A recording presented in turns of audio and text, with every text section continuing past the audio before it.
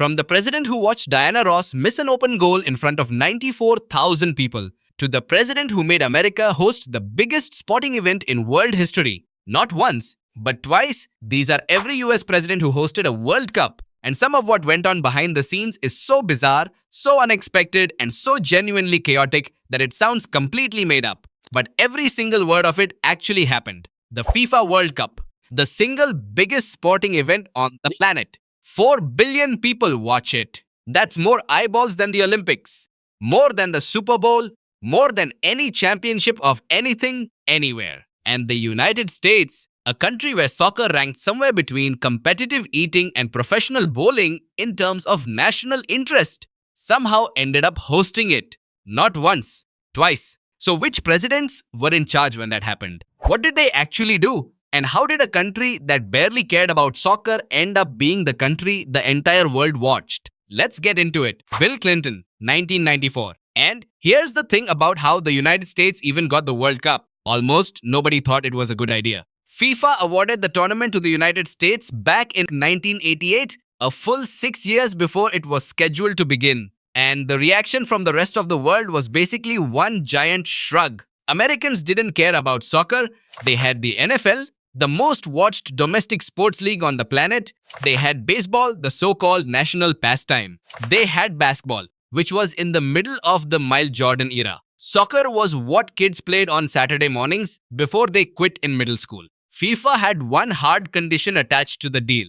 If the US was going to host a World Cup, they had to launch a professional outdoor soccer league first. That was the requirement. No league, no World Cup, no exceptions. And so the United States Soccer Federation agreed. They signed on the dotted line. They promised a professional league, and then proceeded to spend the next several years locked in heated arguments about whether that league should even exist, what rules it should use, whether to use the international clock or the American scoreboard format, and basically every other foundational question you could possibly debate.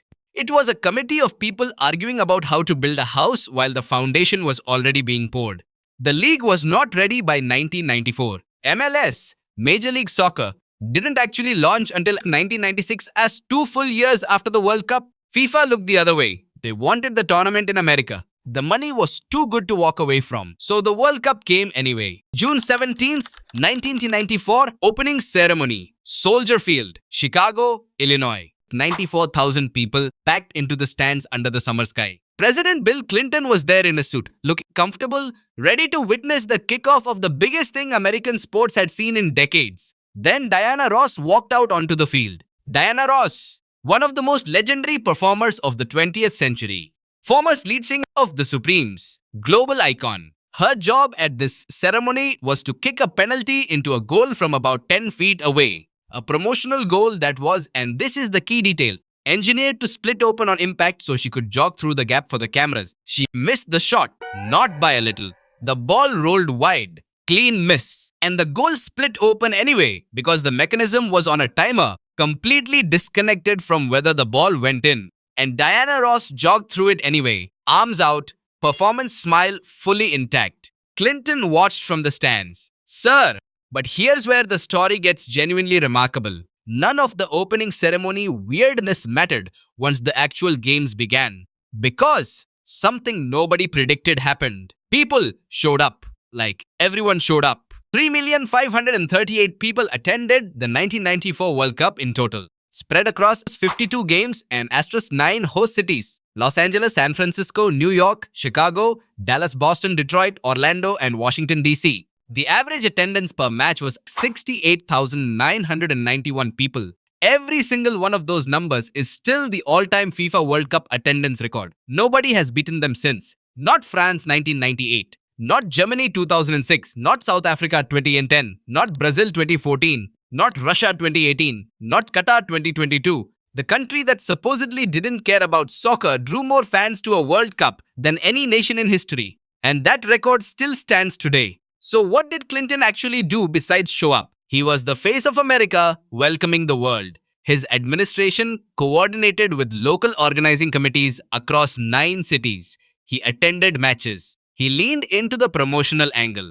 And while he wasn't personally responsible for the record breaking attendance, having a president who visibly embraced the tournament rather than treating it as an inconvenience mattered. It set a tone. Now, the US team itself, how did they do? Better than expected. They won their group. They beat Colombia in a match that carries one of the darkest footnotes in World Cup history. Colombian defender Andrés Escobar accidentally put the ball into his own net during that game. Colombia was eliminated. Escobar flew home. And 10 days after the match, he was shot and killed outside a restaurant in Medellin. Colombian football had deep and dangerous ties to cartel money, and the consequences of one bad touch were irreversible. The US advanced to the round of 16. They lost to eventual champions Brazil *1. Brazil went on to beat Italy in the final in a match that finished 0-0 after extra time, making it one of the only World Cup finals in history decided entirely by a penalty shootout. Brazil won 3-2. Italian superstar Roberto Baggio stepped up for the decisive kick and sent it sailing over the crossbar. Probably the most iconic miss in World Cup history, which, given that the tournament opened with Diana Ross missing from 10 feet, felt strangely appropriate. But the real legacy of 1994 wasn't the scoreline. It was what came after. The World Cup cracked open American soccer. MLS launched 2 years later in 1996 with an founding team. Slowly, steadily, the sport grew. Youth participation exploded. By the 2020s, MLS had expanded to 29 teams. The US women's national team became the dominant side in world history. American soccer culture went from non-existent to genuinely significant. And the argument can be made that 1994, that strange, record-breaking, Diana Ross missing a penalty summer, is exactly where it all started. Clinton didn't plan that legacy. He was just the president when it happened. But he was there, and the seed got planted on his watch. But speaking of the World Cup coming back to America, nobody expected it to return this fast. Or like this. Donald Trump. As is June 13, 2018, FIFA gathered in Moscow to vote on the host nation for the 2026 World Cup. The rival bid was Morocco, applying for the 5th time after 4 consecutive rejections. The alternative was the United bid, a joint proposal from the United States, Canada, and Mexico to co-host the tournament for the first time in history across 3 nations. The vote went *16-10 in favor of the United bid. America getting another World Cup, and the timing was, to put it mildly, complicated. Trump's relationship with Mexico at that exact moment was somewhere between icy and openly hostile. The border wall, the tariffs, the rhetoric. The two countries were in the middle of one of the more tense stretches in their modern relationship, and they were now joint World Cup hosts. FIFA did not care. The infrastructure made sense. The money made sense. The 3-country format worked logistically for the expanded number of required matches. And so Trump's administration accepted the result, and Trump himself welcomed the decision.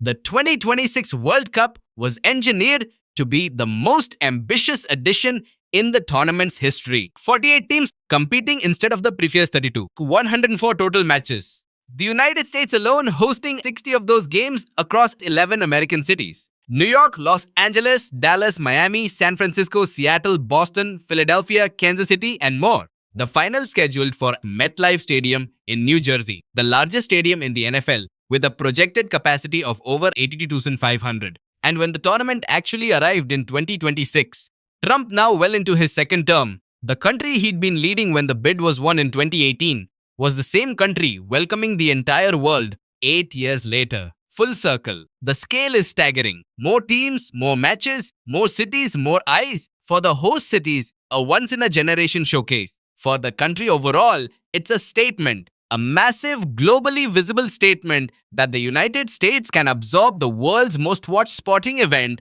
and make it look easy. And for soccer in America, the quiet revolution that 1994 started has its sequel. The sport Clinton's World Cup helped push into the mainstream is now headlining the biggest possible stage. MLS is a legitimate major league. American players compete regularly at the highest levels in Europe. The US men's team is no longer an afterthought, and millions of American kids who grew up watching MLS are now watching the World Cup play out in their own cities. From a country that had to be persuaded to host soccer's biggest event, to a country that breaks world attendance records doing it, to a country that volunteers to do it again and builds the biggest World Cup in history. This is one of the more quietly extraordinary sporting transformations in American history. Clinton watched a pop legend miss a penalty into an empty net and oversaw the most attended World Cup ever. Trump won the bid while feuding with one of his co hosts and presided over the most ambitious edition in the tournament's 100-year history. You really can't make this stuff up. If you want to see what happens when US presidents had to navigate something far more diplomatically complicated than co hosting with the country they were arguing with, the next video breaks down every US president's biggest foreign policy blunder, and some of those make FIFA politics look like a polite disagreement. Subscribe so you don't miss it. New video every week.